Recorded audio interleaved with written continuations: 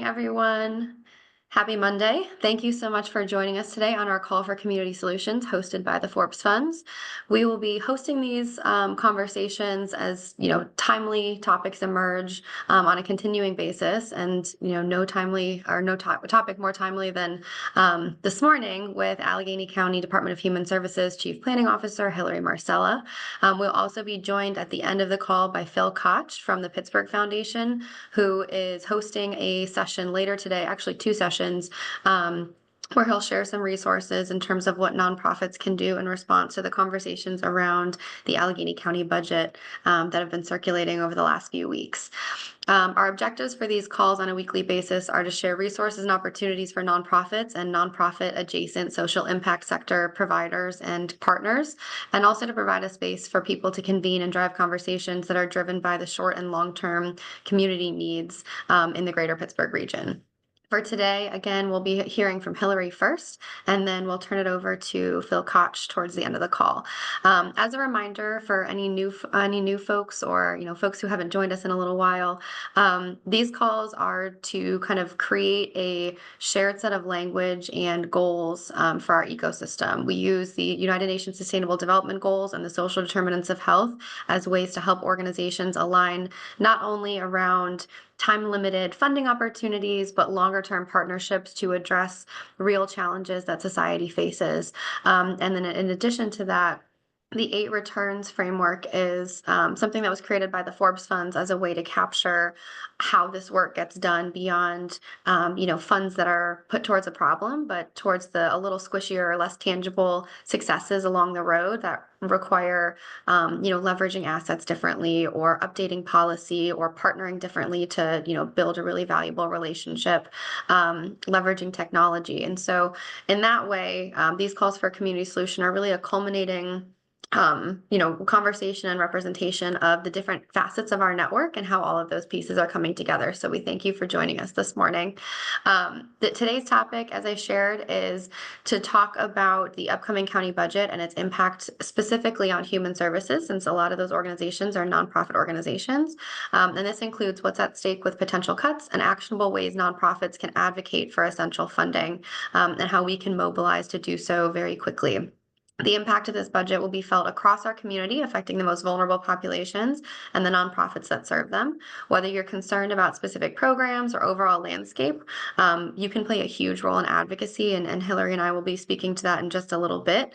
There's a lot of conversations taking place. We want to make sure that you are first at the door to engage with those. Hilary currently works as Chief Planning Officer at Allegheny County Department of Human Services, where she leads a team responsible for strategic planning, special projects, and intergovernmental affairs. Prior to joining DHS, Hilary managed individual and institutional giving for Pittsburgh nonprofits and advocacy groups, work that relied on her ability to lead teams, cultivate relationships, and improve organizational processes. Hilary earned her Master's of Public Management from Carnegie Mellon University's Heinz College. She completed her undergraduate studies at University of Pittsburgh with concentrations in urban studies and community organizing. So at this time, I'm going to turn it over to Hilary. But as a reminder, as you have questions or thoughts or really want to, bring something to the conversation, maybe you're a provider that, works with the county on various projects, please add that information to the chat. And as we move through the presentation and conversation this morning, I'll be sure to pull those out and bring them into the presentation. But Hilary, the floor is yours.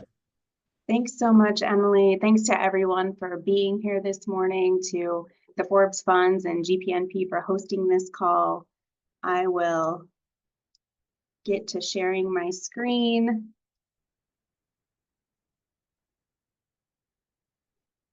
All right. Can folks confirm for me that this looks good? Looks good. Great.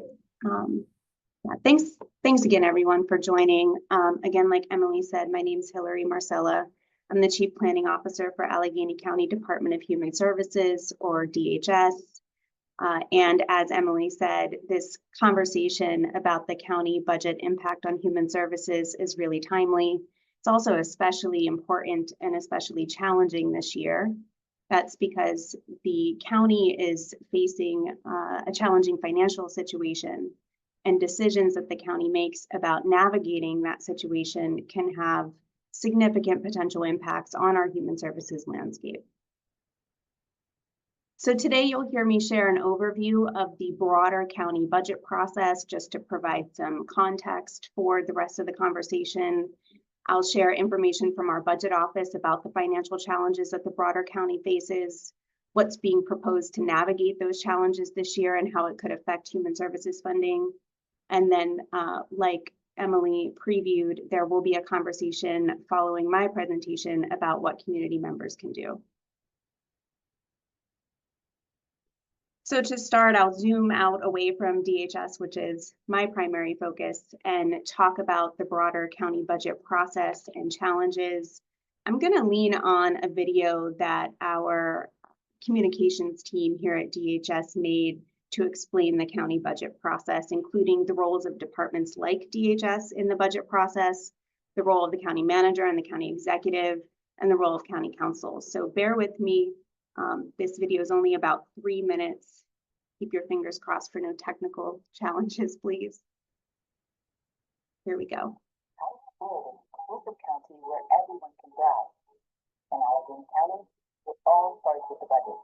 Throughout the year, County Executive's office. Hilary, the noise sounds a little muffled. Is there a way that you might be able to reshare with sound again? Sure. Did folks cross their fingers? Let me,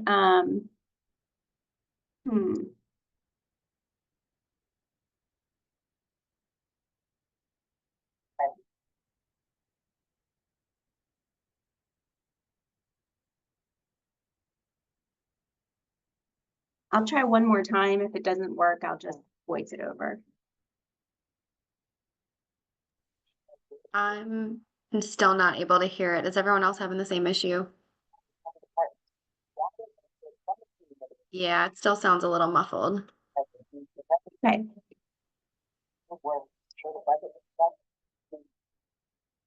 What I can do is provide a link in the chat for folks following the presentation so that you all can watch the video yourselves. I think probably it's most helpful for stakeholders, members of your staff, and the public.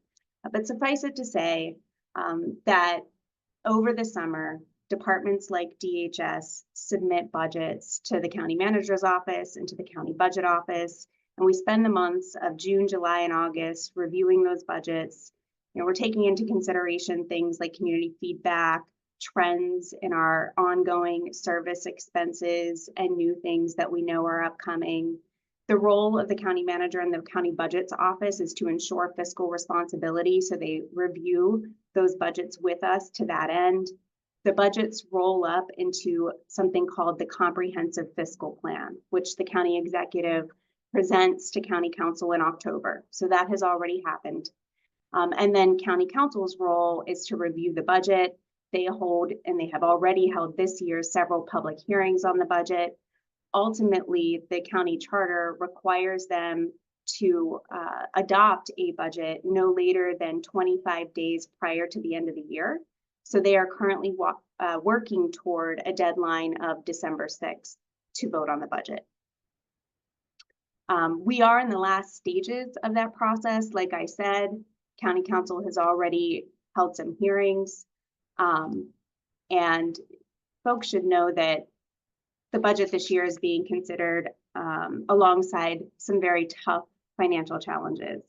The county has been in a structural deficit since 2021.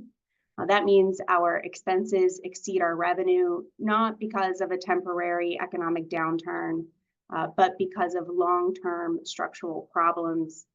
Stated simply, Allegheny County primarily relies on real estate tax for revenue, and we are not generating enough to support expenses. That's in part due to the erosion of the county's assessed property value caused by commercial and residential appeals. But it's also partly due to the fact that there's been no property tax rate increase since 2011. I think most of us would be challenged to think of another cost that has not increased since 2011. As a result, the county is projected to end this year with a deficit of $80 million, and that is a number that will get worse absent a solution year over year. And at the same time as the county is facing challenges in generating revenue, the county has depleted its pandemic-related operating support, which is what it's been relying on for the last several years to shore up the budget and offset the deficit. And on top of that, we all know costs are increasing across the board because of inflation. So in response to these issues, the county executive has proposed to increase the property tax rate by 2.2 mils in 2025. That's a part of the budget proposal that she presented to council. That proposal is now the topic of significant discussion and debate. If it were to be enacted, it would require 10 votes from council or a 2/3 majority. I'm not a tax expert, but I thought it was important to bring along information that our county budget office has shared about the impact of a 2.2 mil tax increase for Allegheny County property owners and residents. We in this room obviously care a lot about those folks. The first thing that is important to know is that county property tax is applied to the assessed value of a property, not its market value. So the distinction I'm drawing there is market value is what you see on Zillow when you get curious and want to know what you could sell your house for. Assessed value is what you find on Allegheny County's tax assessment website. And actually, the median Allegheny County home has an assessed value of just $110,000. For primary residences, the taxable value is further reduced by what's called the homestead exemption. That is meant to further reduce tax burden for homeowners who live in their homes. And the county executive has proposed to further increase that homestead exemption moving forward to provide even more relief to property owners who live in their homes. So as a result of those factors, the fact that property tax is applied to assessed value, not market value, that the median Allegheny County home has an assessed value of $110,000, that assessed value is further reduced by the homestead exemption, which the county executive is proposing to increase. As a result of those factors, many homeowners in the county would see a monthly change of $15 to their tax bill if the 2.2 mil increase were enacted. Now, a big focus of the current conversation, the media coverage, the public discourse, is whether the county's financial challenges can be resolved with a smaller property tax increase combined with some austerity measures. So here is what is at stake broadly across the county if council passes a property tax increase of 1 millage as opposed to the 2.2 millages that have been proposed by the executive. The county manager has said the county would have to lay off or eliminate positions for 1,000 county employees. They'd have to close every pool the county operates, slash staffing, and potentially close the Kane Community Living Centers for the elderly, and also cut our staff that maintain bridges and roads, something we know is really important here in Allegheny County. And then considering human services, if DHS were to shoulder our proportional burden of cuts in a 1 mil scenario, it would mean cutting $137 million from our budget. So before I talk more specifically about the potential impact to DHS and the human services landscape in Allegheny County, I do really want to clearly communicate that we do not want to incite panic. We don't think it's time to panic. There are roughly 3 calendar weeks before we expect council to vote on this, and we expect a lot will happen between now and then. But we also think it's really important to be transparent with our partners and our stakeholders while there's still an opportunity to give input into this process. So to understand the potential impacts that DHS faces from reduced county funds, the first thing that's important to know is that it actually takes a relatively small investment from the county to fund DHS. That's because we are primarily state and federally funded. But a lot of that funding requires that the county contribute a match. So every dollar the county invests in DHS brings $4 in state and federal funds to our region for human services. And that's a really great deal. But the flip side of that is that every dollar in reduced county funding for us requires a $5 overall cut to our budget. So at that 1 millage tax increase that we've modeled, that we think is the worst case scenario because of the public coverage on this debate, DHS would lose $27 million in county funds, but $137 million to our overall budget. It's important to mention that this would have long-term impacts for human services funding in Allegheny County, because if the county does not fully draw our state award, the state is likely to reduce our allocation in following years. I think this group probably understands what DHS and our network of providers do. I'm not sure if it's common knowledge that most of the funding that comes to DHS from the state and from the feds, most of that funding, upwards of 70%, gets distributed out into communities through our network of 300 to 400 service providers. We're talking about agencies that range from really large hospital systems to really small community-based organizations. And together, that network delivers the services you see here listed on the slide. It's mental health and substance use services, child protection and family preservation, childcare, early learning, family support, housing for people experiencing homelessness, senior centers, meals and protective services for older adults, and support for people with intellectual disability and autism. And together, those services provide a county-wide return on investment for our communities. They get and keep people housed and help people get to work. They improve opportunity for our region's youth, help families make ends meet, and reduce community violence, incarceration, and system involvement. And they contribute to a whole host of outcomes that, again, impact not just the individuals who are directly served, but entire communities. So as we at DHS are observing the ongoing budget process and public discourse, we've been modeling scenarios where our county funding is reduced. If that were to happen, there are some things that would be off the table for cuts because they are mandated or because they are funded by purpose-specific grants. So that includes behavioral health treatment that's covered by Medicaid. We could not cut that. Early intervention for young children with developmental delays, child care subsidy that flows through the Early Learning Resource Center, and HUD-funded housing for people experiencing homelessness. Note that that's only slightly more than 1/2 of the total dollars DHS invests in homelessness prevention and response, but we would not be able to cut that because we can't use it for anything else, nor would we want to. There's also a set of services that are so core to our mission that we would need to shelter them from substantial cuts. Those things include subsidies that go to our adoptive families and permanent legal custodians to care for former foster youth. It includes placements for children and youth who have experienced maltreatment and need safe places to stay. It also includes the hundreds of staff we employ who investigate allegations of child and elder abuse. In the worst case scenario that we've modeled, that 1 millage tax increase as opposed to the 2.2 that's been proposed, where DHS is shouldering our proportional burden of cuts, services that would be most at risk of cuts are our continuum of preventive supports. So these are our family centers. This is the Hello Baby program you may have heard of. This is our out of school time and teen programs, things like the 412 Youth Zone.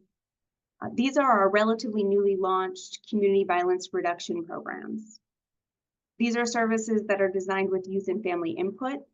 In many cases, they are community-led and operated. And it's important to note that these services exist on a continuum. And without them, there would be a downstream impact, including on those services that I just covered on the previous slide that will likely have to serve more people absent these prevention services, often at a higher cost.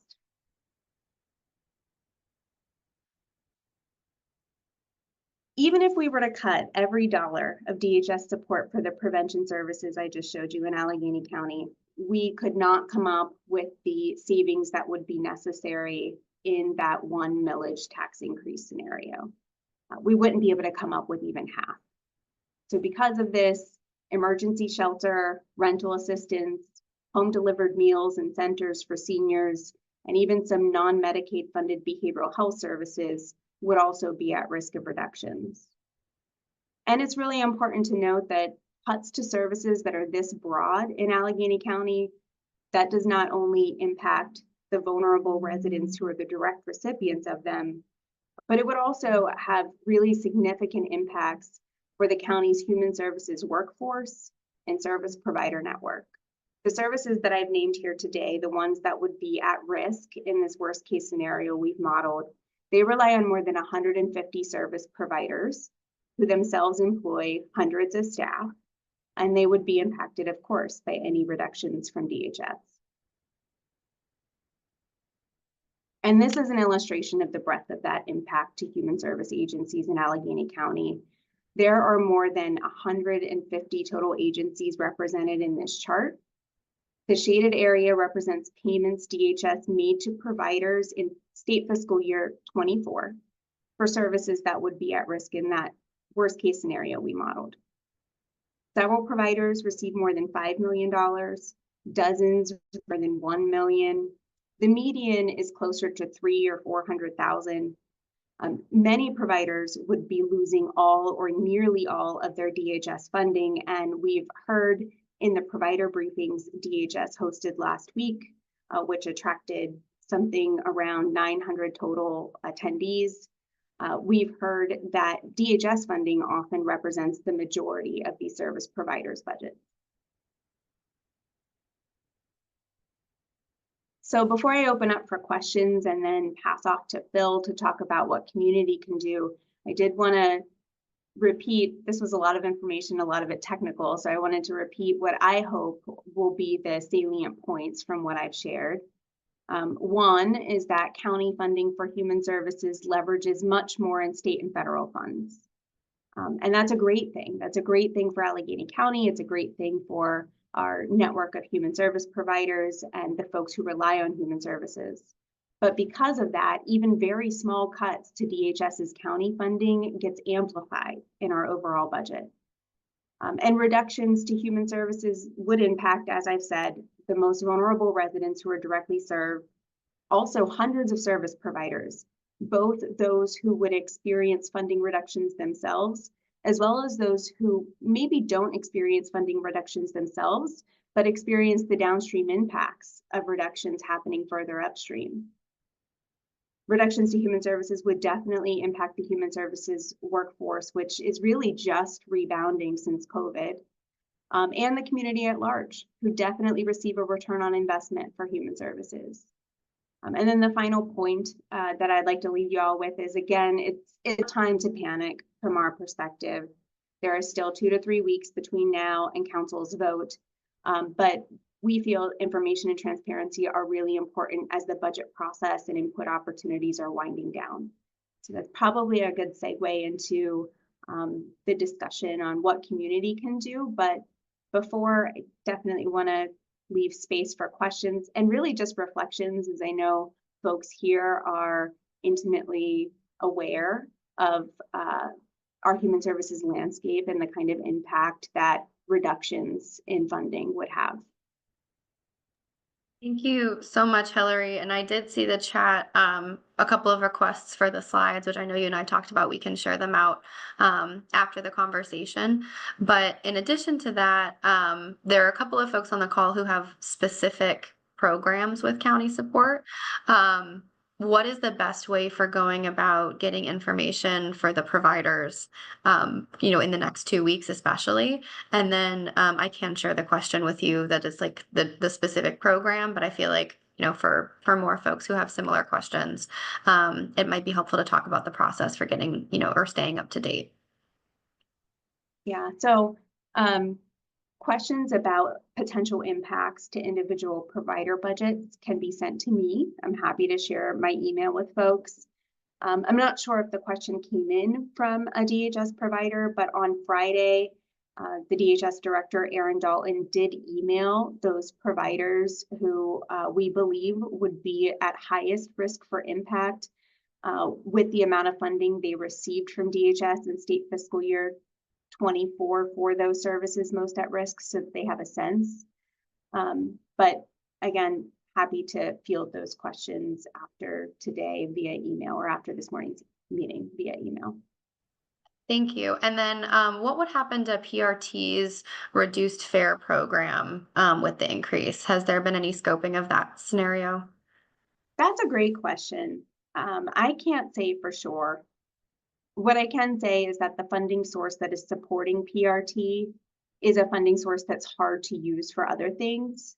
Therefore, it might be sheltered, but I'm not sure. It's a good question. Thank you.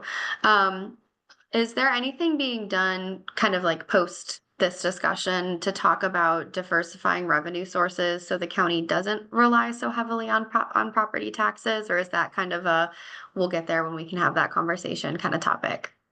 That's a great question. I'm not a tax expert and I don't work in our county budget office, but what I understand is that counties and local governments by design are heavily reliant on property taxes. They have to have the authority to levy taxes and different revenue generating streams. And so by virtue of what authority the county government has, I think it will be the case that we are heavily reliant on real estate taxes. That's helpful. And then are other county departments beyond human services facing the same cuts or potential shortfalls and reductions? Absolutely. So there was a slide I covered maybe midway through the presentation and want to make clear that that was speaking to broad potential county impacts. So that was where I shared that the county manager said likely 1,000 county employees would be facing layoffs, that staffing at the Kane Community Living Center for the elderly would be slashed and they may have to consider closing the facilities. That staffing for maintaining bridges and roads would be cut significantly. So absolutely, the answer is yes. Other county departments are facing this challenge as well. I think important to know, DHS is the largest county department, both in terms of our overall budget and in terms of our staffing. And so while we feel the commitment of this administration to the work that we do, we, at a 1 millage tax increase scenario, we do not believe they could achieve the savings they need to without impacting some of DHS's budget, just again, because DHS is the single largest county department. That's helpful. Thank you. And then what does 1 millage translate to for the average resident? I've seen a couple of simulators and I'm happy to add those to the chat if that's all right with you. But how much would a 2.2 millage increase the household? Are there different kind of levers that can be pulled there? So the 2.2 millage increase, and in the slide deck, and we can share this, it's been publicly shared on the county budget website as well. There's a scenario that is in the form of a table, and it shows that at a 2.2 millage increase, many county homeowners would experience a $15 per month change to their tax bill. And that's because the property tax rate is applied not to the market value of a home, right, what you see on Zillow, but to the assessed value, which in the vast majority of cases is tens of thousands of dollars less than the market value in Allegheny County. And it's also because for those of us who live in the property that we own, we are further sheltered from the burden of the tax rate increase by the homestead exemption, which the county executive is also proposing to increase this year. I don't have the numbers on the 1 millage scenario, Emily, and so if you have a calculator at hand, certainly encourage you to share it. Got it. Thank you. And we can, yes, we can share those links. And I know you referenced the one on the county website as well. And then final comment before I turn it over to you to move into the what can be done at this point, because I think this is a really great segue. All the work that each of the organizations do is cross-sectional, and any cuts will result in burden on our communities that will impact all of us. Think deeply about how the programs that are currently at risk will affect the people you serve and ultimately affect the function of your individual organizations. Please, and I'm going to say, please, please, please use your advocacy voice.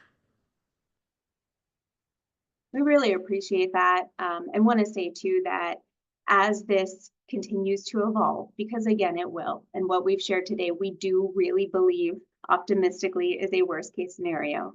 But as this continues to evolve and we are clearer about what it really means for human services in Allegheny County, we'll come back to this space and to the other spaces where we've shared this information, especially the spaces we've shared this information with our service providers, and make sure to continue to share information and be transparent. And DHS is definitely committing in the event of any cuts, definitely committed to making sure that we do as least harm as possible in the community.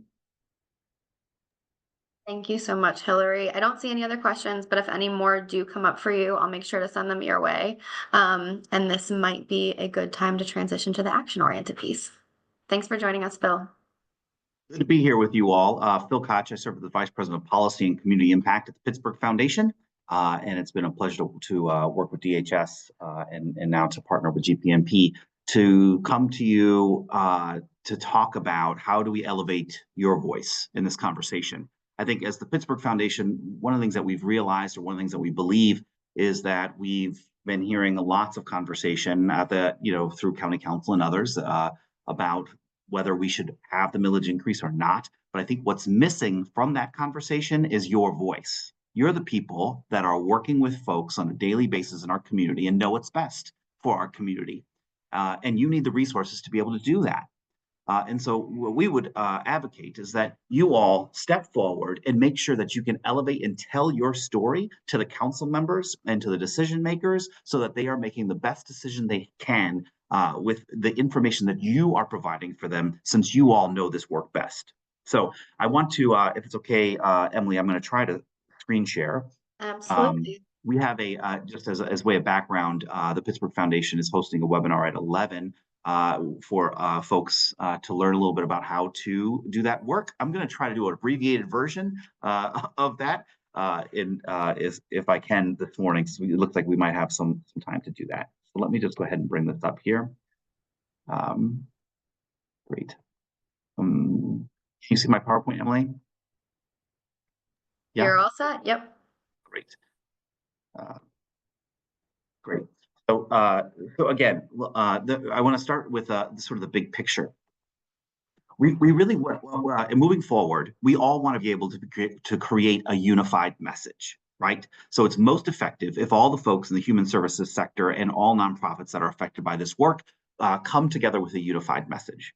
And so, so one of the things that we've done is that we've created some materials, including a slogan: "Save our services, invest in 2.2 now," that we want folks to be using over and over again. So whether that is the calls that you're making, the social media posts, however you're going to advocate for that, we want to be using the same message. But it's important for you to have your own unique story as well. So I'll get into that a little bit further as we get down the road, but I want to emphasize that it's about creating a unified message, but with your unique story.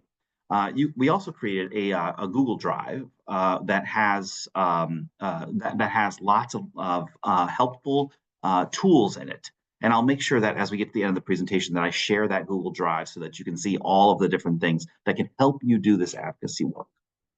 So one of the things that we did is we went and we said, that was the county put out a lot of information, but we want to boil it down to 3 very clear messages that we're hoping you'll help us elevate over and over again.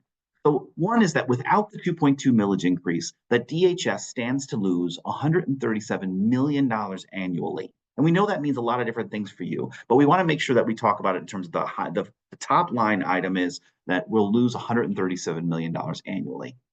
And that converts to that over 25,000 people will lose the vital services that they count on, that cross all things from housing to food to shelter to after-school programs for kids and many, many more things. So that's the second message. 1, we'll lose 137 million. 2, 25,000 people will lose services. And 3, thousands of people will lose their jobs. So that's both DHS workers, but it's also people that work within your organizations. I talked to an organization just today who 75% of their funding comes from DHS. So if some of that money goes away, they certainly are going to need to reduce their workforce. So these are the 3 top messages that we are elevating under this campaign of Save Our Services.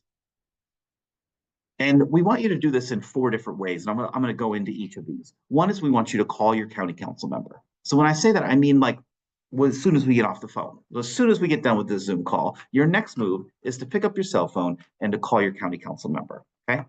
Second is that there is an urgent call because tomorrow there is a county council meeting. And we want to get as many folks to go to that county council meeting as possible. And if possible, we want you to actually give public comment at the meeting. And I'll tell you a little more about how to do that. And that can be done both in person, or you could also do a written comment if you wanted. The third is that we want you to email your county council member. And finally, we want you to post on social media. I'm going to break those four down just a little bit. So let's start small and call. Again, we want you to call your county council members. Now, there is one phone number for all the county council members. It's that simple. You don't have to go look it up. I've got it right here on the screen for you. What you're going to want to do is you want to call that number, and you're simply going to tell them what district you're from, and you're going to then tell them that you want to see the tax increase happen because it'll fully fund DHS. The thing is that there's one number because when you call, it'll be answered by an administrative assistant. That person takes the message for all the other county council members. So they're not going to transfer you to talk to a county council member. They're just simply going to write down on a piece of paper or shoot an email off that says, hey, Becky called from District 3. She believes in the tax increase. That's what it's going to say. That's the message that the county council member will get. So your message can be really simple. Here's an example. Hello, my name is Bob. I am a community member in District 8. I'm calling to urge Councilwoman so-and-so to support the 2.2 millage tax increase proposed by the county executive in Orlando, which is necessary to fully fund the Department of Human Services. Please pass this message to the Councilwoman. That's it. That's all you have to say. That took me about 15 seconds, which is why I'm saying to you that as soon as we get off this call, I want you to pick up your cell phone, call that number, and make sure you leave that message for your county council member. The second is the county council meeting. This is the next urgent thing that needs to happen. So again, the county council meeting is tomorrow. So here's how to make that happen if you're interested in doing that. One is that you have to sign up 24 hours in advance, which means that by 5 o'clock today, you have to sign up for the county council meeting. And as soon as I get done with my presentation, I will put the link in the chat for you to sign up so that you can click on that. The third thing is that spoken testimony has to be limited to 3 minutes or less. That's about 400 words. So really you're talking about maybe a page of text. And in order to help you do that, we have some tools. Again, the meeting is at 5 o'clock tomorrow and is at the Allegheny County Courthouse. One other note on signing up. When you sign up, it's going to ask whether you're going to give comment for an agenda item or just a general comment. You're going to want to hit the general comment because the agenda items, the budget is not being decided on tomorrow, so that's not part of the agenda. But we can still show up and give general comment as they're debating this. So you want to click general comment when you sign up. There it is. There's the general item. So, and the last thing is that once you're done, once you've written out your testimony, so you're ready to give it publicly, I would go ahead and submit that testimony by emailing it directly to your council member. And you want to copy, you actually want to copy the chief of staff, Ken. It's good to have that Ken has a copy so that he makes sure that the council member will see what you've said. So if you've already written it out to give it the testimony orally, you might as well go ahead and hit cut and paste and send that over as an email over to your county council member and copy Ken on that. Now, you could also do it as a written statement for tomorrow if you wanted to. You're going to use the very same link to sign up, and you'll see there's a box in there where you could just insert some text, but it's very short. You're talking 280 characters or less. That's about enough to say, I support the tax increase because I want to see DHS fully funded. That's about what you can put in that box there, okay? But the good side about that is that then will be emailed to all the council members, and it will also be included in the minutes. So if you want to go on record and make sure that you're on record, but you don't quite feel comfortable standing up in front of everybody, you could do it as written text, and that's a written form, and that's one way to do it. I mentioned to you that we have a Google Doc. So as you prepare for that, again, as soon as I get done presenting, I'll put the link to the Google file in the chat. These are all the resources you're going to see in there. I want to point your attention over to number 1, the narrative tool, it's called. When you look into that, when you open that document, you will see some of the templates that we have available for you. These other documents you see in here are also some resources that really dive deep into things like how much of DHS's money go into every single different council district, or how much is used for different subjects like behavioral health or childcare, for example. So all of that is broken down in these documents you see here, all resources for you to use in your advocacy work. Here's an example of what I mean by the templates for your public comment. I've put two of them up here. These are not complete. These are just kind of the beginning of them, but I just wanted to point them out to you. Again, you'll find that in document 1 in that Google folder. So you can see that it's really, we really tried to make it as simple as a plug and play for you here as much as possible. You'll see that there's some of the stuff that's highlighted. If you click on that, that's an actual hyperlink that will take you to the data. So let's look at framework A, for example, paragraph 2. It says, our district currently receives, and then you would insert the total dollar amount. You click on that and it'll take you to a document that shows you how much money goes into each district. So you put that in there, and then you would just keep going. If the 2.2 millage increase isn't approved, our district stands to lose. And then again, go to that link, find the dollar amount, insert it. So it's that simple. But what I would say to you is that one of the most important things here is that you make it personal. So for example, if you look over in framework B, about halfway down, it says describe person, their need, your services, right? That's really where you want to take a moment to say, we work with elderly in the community and they rely on our services for food or for respite care or for shelter or whatever it is. You want to make sure that really you're driving home the importance of the work that you're doing. So again, unified message, but make it unique to your work. Now, the fourth way is to email your council person. So when you email your council member, it's a better way to do it than submitting comment because there isn't a word limit, right? You can really, it's just an email that's going directly to that council member, and so you can say as much as you feel like you need to say. Again, make sure that you include your name and your title and where you live, and you make all of that really clear. And then again, you're going to want to copy the chief of staff. The other thing you want to do, though, is that you also want to copy Councilman Sam DeMarco and Councilwoman Bethany Hallam, because they serve as the at-large members. That means they're not assigned to a certain district. They're sort of the general council members. And so, if you're going to send it directly to your council member from your district, also include the 2 at-large members because it'll be relevant for them as well, because they're responsible they are supposed to represent your vote as well. So make sure you include that. And then the only other thing I would mention here, let's see, I think I've got all the points there. Oh, that was the other thing I wanted to mention, is that the email addresses for county council members, you will not find them on the county site. If you go onto the county site, it puts you into one of those forms, those pre-made forms, so you won't find their actual email addresses. So in the Google Drive that we've created, you'll actually see one of the documents lists out all of their email addresses, as well as a link that shows you what district you're in. If you live in, Shadyside, for example, or if you live in Ingram or Crafton, maybe you're not sure what district that is, we have a document where you can click there and figure that out. But in short, you can see that the email addresses are very basic. It's the councilperson's first name dot last name at AlleghenyCounty.us. And the last piece is social media. We want to create, again, a shared message, and we've created this Save Our Services, Invest in 2.2 as the message that we want to get out on social media over and over and over again. So when you make your social media posts, there's a couple things. One, we have some graphics or pictures that you can use in the Google Drive. Just a heads up that they are not there yet. They will be there by 1 o'clock today. They just aren't there right now. So we're just waiting to, our comms department is finishing that up, and we'll have all of that available for you. So it'll have pictures like you see here on your screen. There's, I think, 3 or 4 different ones, and you can take that graphic and then add your text to it as well. The second thing is you want to personalize your message. So you can take one of those, put that up there, and then say, this is why it's important to my organization, or this is why it's important to me, right?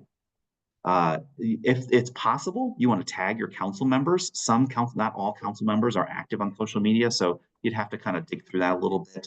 Not totally necessary, but helpful. And then you want to make sure that you post through using your organization's account, but then also, if you're comfortable with it, your personal account. And if you have employees that are comfortable with it, have them post as well. Because we want to make sure that we're flooding the internet and flooding social media with these posts, with that unified message of, save our services, invest in 2.2 now. So all of that, again, all that social media information will be in the Google Drive. I'm hoping it'll be there by 1 o'clock today. I just don't think it's been posted yet. So I'm going to pause at this point just to reiterate. We want to make sure right when we get off the call, right, we're going to pick up our cell phones and call the county council. It's 1. If you can, sign up to make public comment tomorrow. That's 2. 3, email your council member and make sure you CC the chief of staff and the at-large members. And 4, post on social media. So, and hopefully using that Google Drive, we'll be able to help you out as much as possible to get you rolling on that. So I guess I did post in the chat the 2 pieces, the how to register for to speak at the council meeting, as well as the Google Drive information. So I'll stop there. Happy to answer any questions. Thank you so much, Phil. There were a couple of folks that were having challenges with the link, and I know you mentioned that that's going to be going live after the meeting this morning, so hopefully that will resolve any issues, and I appreciate you giving a little preview to this group with the Google Drive link. So one thing that I do want to kind of tie together between your presentation and Hilary's presentation was this kind of like ecosystem approach to this, because I really appreciate, again, GPNP unifying voices and elevating their power. But for the folks who may have seen the slide that are saying, like, here are the programs that are stable, they can, maybe step away from the conversation or not have to be as vocal. And I really want to emphasize how much of this work really takes place upstream for those programs and for those that are funded differently by DHS. And so even if your program, even if you're a provider whose funding is quote unquote safe, even with these changes, it's really important that you participate in these advocacy conversations, because the families that you're serving, the children that you're serving, the adults that you're serving are going to be affected by these other things that are going to take or affect their ability to benefit from your programs as well. And so I just wanted to encourage and kind of use that as an underscore to the collective impact approach to this, and really appreciate, both of you for sharing your time and information with us this morning. We do have a public policy meeting this Thursday from 1 to 2:30, where I'll be kind of reiterating some of these things, as well as some larger conversations around, federal funding that is a little bit further down the road. But if anybody has any questions, please add them to the chat. I didn't see anything come through during Phil's presentation outside of the links. And please let me know if those are working properly at this point, or if anybody's having an issue. I just want to say thank you to Phil and again to you, Emily, for raising up such important messages around this challenging issue. I also wanted to raise up, in response to questions asked earlier that maybe I'm not best suited to answer about county taxes and the county budget. The hearings that council has been holding are public facing. And one of the hearings included testimony from our county manager and county budget director that I found very explanatory and very compelling. And so, Emily, I've shared the link to that specific video with you in case you want to share it out. It's a very long video because it includes a lot of public testimony at the beginning. But if you scroll forward to the point where the budget director and county manager start testifying, I think you'll find answers to the questions you asked me that I'm maybe not the best to respond to. Thank you so much for forwarding that. And yes, we will share these out in kind of a ad hoc message, so people don't have to wait till Friday to get the recording and the slides and all the links that you both have shared. And we'll again be doing a reiteration on Thursday from 1 to 2:30 during our public policy committee meeting. Any final notes or messages for folks from either you, Hilary, or you, Phil? No, I would just, I know that I just want to recognize that I know not every organization has experience doing advocacy work. And so, what I would say, if this is new to you, is don't feel like you need to jump in and do all the 4 things that I said. Of course, I would love it if everyone did those 4 things, but do something, right? Make the phone call, shoot off an email, right? I just would love to see people start to dip their toe into that work, even if you're not comfortable. Now's the time. It really is now's the time for you to just step up and join us in that work. 100%. And for one of the most common questions I get around this space, or why people tend to be hesitant, is because of the advocacy versus lobbying. And that's something, again, that we'll go into during the public policy call, just making sure that the messages are like educational, or, you do have a percentage of your time that you can commit towards lobbying. As long as you are under that threshold, even as a 501c3, you are okay. So yes, I really want to make sure that in addition to sharing the messaging and the very actionable resources, people feel confident and empowered to do so. And I really appreciate the leadership of the Pittsburgh Foundation and getting this together so quickly, and building out such a easy to use toolkit. I didn't see any other issues with the link, so I think we should be good on that front. Thank you so much, Phil. And thank you, Hilary. I did copy and paste the link. If anybody has any questions with that, please let me know. I am going to jump very quickly into closing the call with our public policy updates and ecosystem updates from the Forbes Funds. If you can stay on to 11, please do. If not, I know folks have to jump for some conversations. So let's go to... This is a QR code to scan, and we can also copy the link in the chat to register for this Thursday's Public Policy Committee meeting. This is going to be taking place via Zoom from 1 to 2:30 p.m. And these are monthly virtual, and we cover, very similar to the calls for community solutions, timely topics, but specific to policy, advocacy, and coalition building for GPNP, since we have a very diverse range of members. Last summit, we had over 66% attendance from folks outside of Allegheny County, or serving populations outside of Allegheny County. And most of our members, over 60%, have budgets under $1 million. And so when it comes to really leveraging voices of smaller organizations that don't typically get the type of resources or empowerment, that's really the focus of these public policy calls, making advocacy and policy work much more accessible. I'm also promoting a regional workshop taking place this Thursday from the Forbes Funds in partnership with Skill Builder IO. We've had a huge amount of success with our AI cohorts. We've graduated over 90 individuals through the 3 different levels of the cohorts, who are now more proficient using AI than 80% of the for-profit sector. And we also know that not everyone has the capacity to join an entire cohort. So if you scan the QR code, and again, we can also include the link in the chat, this is a in-person training for 90 minutes. That's kind of an overview. It's taking place at Butler Area Public Library from 12 until 1:30 on Thursday. And that is going to be in person. Our partner from CMU, Adam Pulisic, is going to be leading the session. Lunch will be provided for folks, and I will be on site, but hosting the public policy call from the library at that time as well, if there's anything you'd like to connect on and you're able to join us in Butler for this training. And then finally, also related to our tech work that's taking place, we're empowering nonprofits to own their data, as data is more and more turning into currency. And we know that the organizations that are serving the most vulnerable members of the community are also responsible for stewarding their data ethically, while making sure that as decisions are being made at city, county, state levels about policies that impact those populations, that we're in a position to be able to share information and advocate and support our messaging effectively. So if you're interested in joining those types of conversations, the third workshop, which is a pilot workshop that we're partnering with UmiScore to provide, is taking place from 1 to 2:30 on Wednesday, November 20th, which is this Wednesday. And our next speaker will be Katie Miller from Pittsburgh Magazine, and she'll be covering Give Big Tuesday and some things that you can expect in terms of fundraising and development opportunities from here to the end of the year.